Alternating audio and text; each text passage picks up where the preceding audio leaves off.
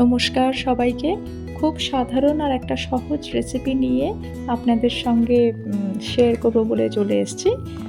এই রেসিপিটা হচ্ছে পাহাড়ি সবজি। তো এটার জন্যে যা লাগছে মূল উপকরণ হচ্ছে আলু আর গাজর। কারণ আজ ফ্রিজে আমার আলু আর গাজরই আছে। তো আলু আর গাজরকে খুব ভালো করে আমি এরকম কিউব সাইজ করে নিয়েছি। মিডিয়াম ছোটো বা মিডিয়াম সাইজ করলেও হবে। এটাই হচ্ছে মূল উপকরণ। আর তার সঙ্গে ১ কাপ মতন আমি পালং শাক নিয়েছি। এখন তো শীতকাল, তো পালং শাকটা খুবই ওয়াইডলি অ্যাভেলেবল। আর পালং শাকের গুণও অনেক। মারাত্মকভাবে এটা nutrient dense, low calorie, vitamin A, vitamin C, vitamin K, তার সঙ্গে আয়রন ফাইবার তো আছেই। তো শীতকালে আমি সব সবজিতেই পালং শাকটা একটু দেওয়ার চেষ্টা করি। তাই পালং শাকটা সবসময় ফ্রিজেতে থাকে।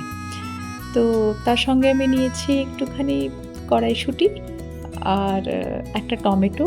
টমেটোগুলোকে ঠিক যেমন আলু আর গাজরকে ছোট ছোট পিস করে রেখেছি, তেমনই টমেটোগুলোকেও একটুখানি রাফলি চপ করে নেব। তারপর এই আলু আর গাজরের সঙ্গে টমেটোটাকে রেখে দিলাম। এবারে মূল রান্নাটা শুরু করা যাক।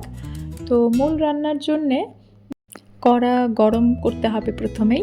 তারপর একটু সর্ষের তেল দিয়েছি। আর সর্ষের তেল দেওয়ার পর যখন তেলটা গরম হয়েছে, তারপর ফোড়নে সামান্য একটু কালো জিরে আর কাঁচা লঙ্কা 10 থেকে 15 সেকেন্ড রাখলাম। তারপর দিয়ে দিলাম নারকেল কোড়া।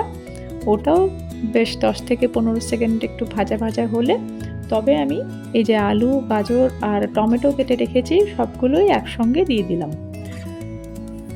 খুব ভালো করে মিক্স করে নিচ্ছি। মিক্স করে তারপর আমি এতে দিয়ে দেব স্বাদ মতন নুন, হলুদ গুঁড়ো। আর গতকাল রাতে ছোলা একটু ভিজিয়ে রেখেছিলাম, তো 1 মুঠো ছোলা অ্যাড করলাম। তার সঙ্গে সামান্য একটু গ্রেটেড আদা। আর মটরশুঁটিও ছিল, তো মটরশুঁটিটাকেও অ্যাড করে দিলাম 1 কাপ মতন। তারপর সমস্ত ইনগ্রেডিয়েন্টসগুলোকে খুব ভালো করে একটুখানি ভাজা করব 8 থেকে 10 মিনিট।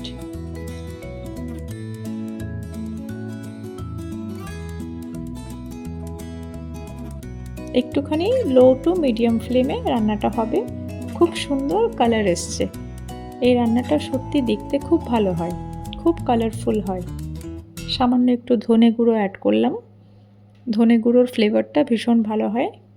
ধনে গুঁড়ো অ্যাড করে আবারও ভালো করে মিক্স করে আমি একটুখানি ঢাকা দিয়ে রাখবো। এবারে ঢাকা খুলে দেখছি বেশ ভালো করেই ভাজা ভাজা হয়েছে।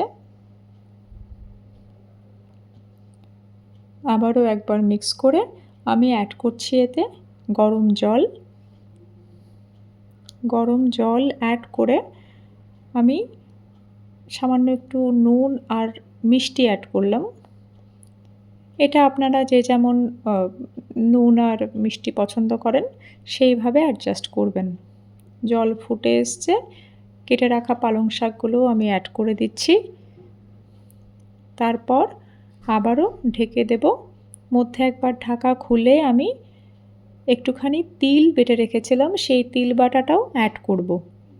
শুকনো কড়াতে সামান্য একটু তিলটা ভেজে ওটাকে আমি বেটে অ্যাড করলাম। তিল বাটা দিলে খাবারের টেস্টটাও খুব ভালো হয়। দেখুন প্রায় 15 মিনিট ঢাকা ছিল, একদম রান্নাটা হয়ে এসছে। একদম শেষে ধনেপাতা ছড়িয়ে নামিয়ে নিলেই রেডি আমাদের বাহারি সবজি। কেমন লাগলো রেসিপিটা অবশ্যই ট্রাই করে জানাবেন।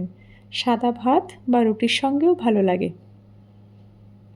আবারও দেখা হবে নতুন একটা রেসিপি নিয়ে।